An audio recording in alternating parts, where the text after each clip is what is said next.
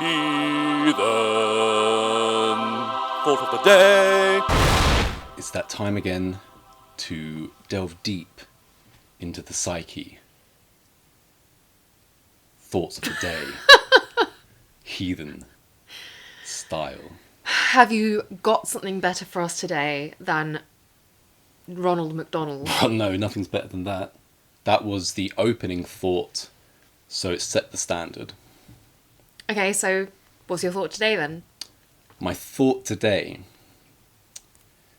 is I find that in most of the movies that we've been watching recently, by recently I mean over the past few years, there seems to be a lot less care taken in almost every facet of the production. That's interesting because it actually kind of ties in with what I was going to say for my thought of the day, which is that of all the genres of films, horror is best suited to an indie budget. What do you consider, what's the top out of an indie budget? Oh God, well that's... You know, Hollywood, it used to be Hollywood When I say... budget movies like $40 million. When I say, I think Which is indie insane. nowadays is up to 5 million, which is...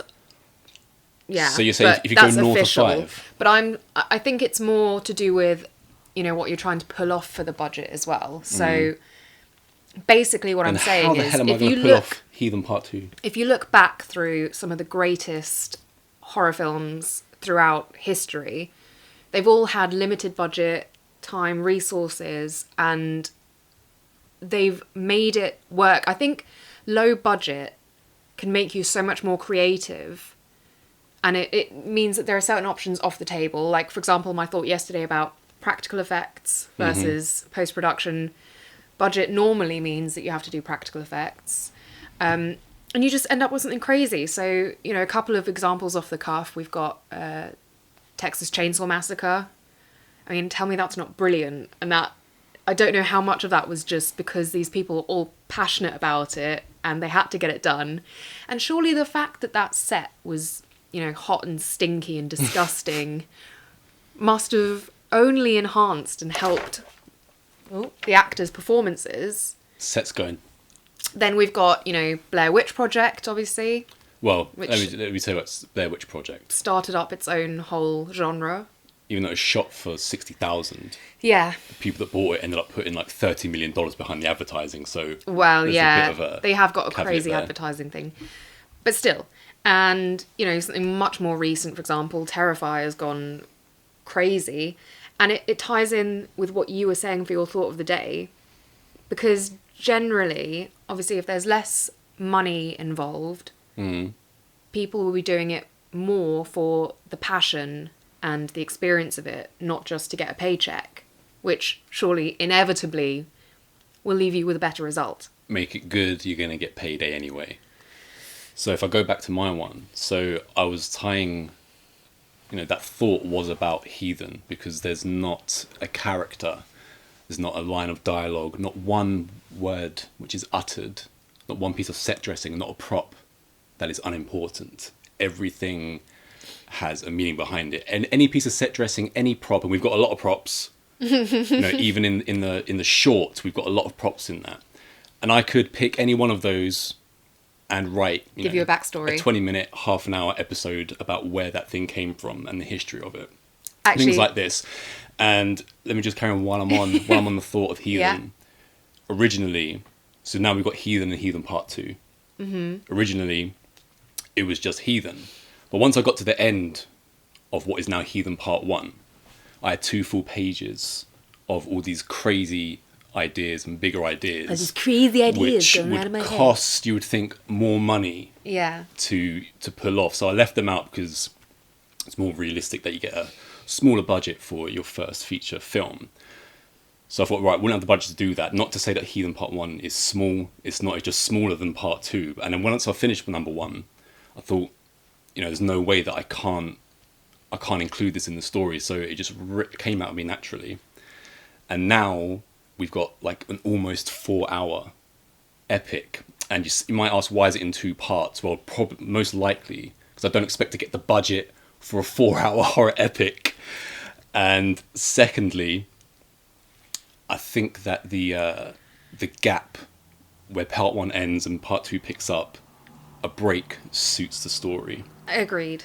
And originally I was thinking I want to make it a real event, so I wanted to have, the 4-hour movie play and have just a 20-minute intermission, so make it a real event, something like that. And you get a program and things like this, but it's probably not realistic. But are you going to become the new nighttime show then, where people go and if sleep midnight over in the movies, cinema and and drive-in theaters were sort of thing, it would be that kind there of are movie. a few of them. There's a few. Make a thing of it. Should we start throwing spoons at it at certain points as well, or?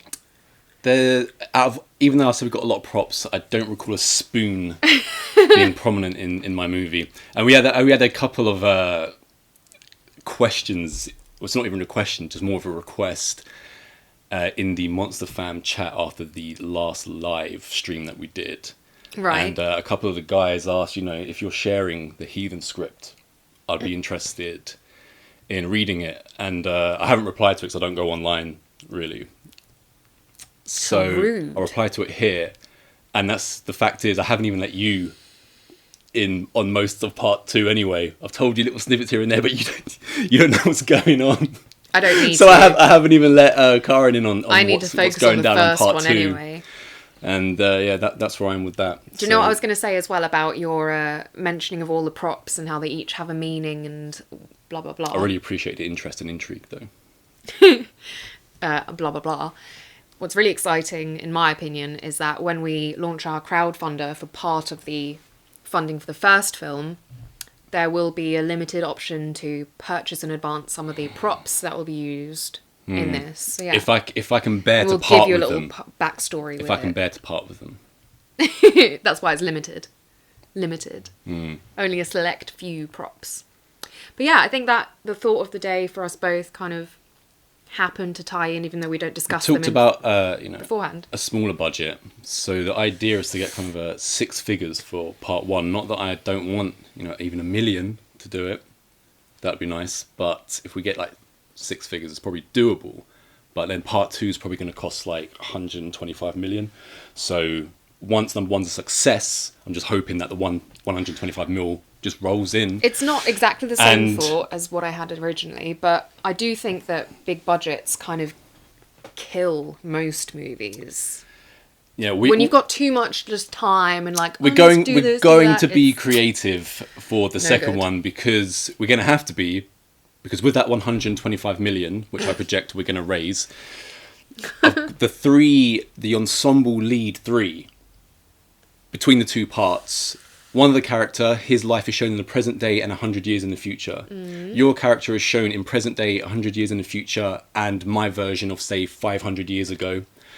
And we also have the third character, Field, who is shown in present day and 100 years into the future. And we also have some side characters who live in another realm, and I show their origin story in part two as well, and that goes back in time also. So we're talking about, it's not 4 friends going into the woods to be picked off by a guy in a mask yet again. And it's not, a bunch of gormless teens being hounded over social media.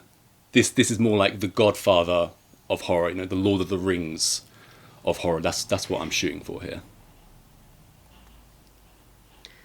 Enjoy your day.